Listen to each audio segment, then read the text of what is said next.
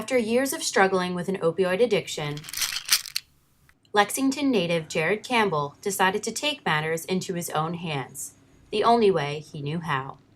I hit an oncoming truck head on, trying to kill myself. Not once. I wrecked a Kawasaki Ninja, 85 miles per hour with no helmet on. Not twice. I wrecked my ex-girlfriend's car off the road. I'd been up for 11 days that time.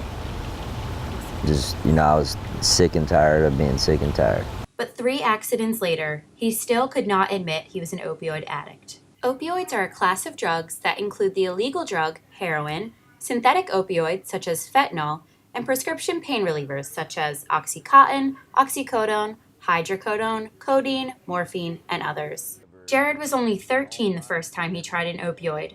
His father gave him a prescription hydrocodone cough syrup to help his flu symptoms. He was like, no, just take a swig out the bottle. And I did. It was a little bit too much, but that was the first time I felt it.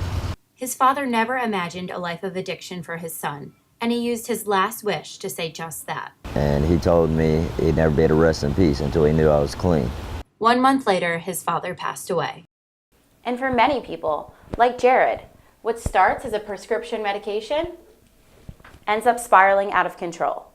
In fact, 3 in 4 new heroin users start by using prescription opioids. And across the country, 91 people die every day from opioid overdose.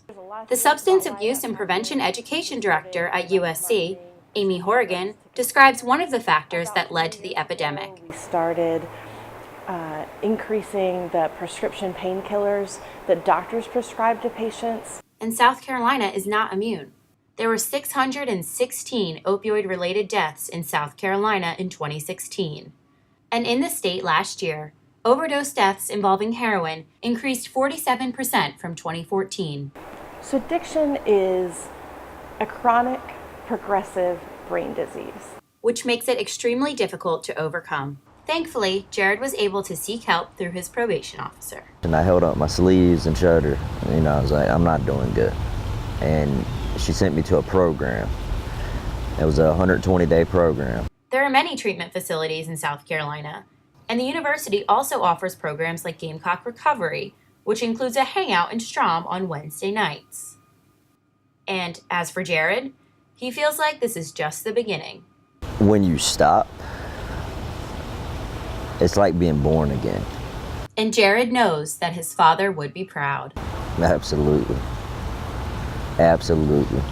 For Carolina News, I'm Hailey Ingraham.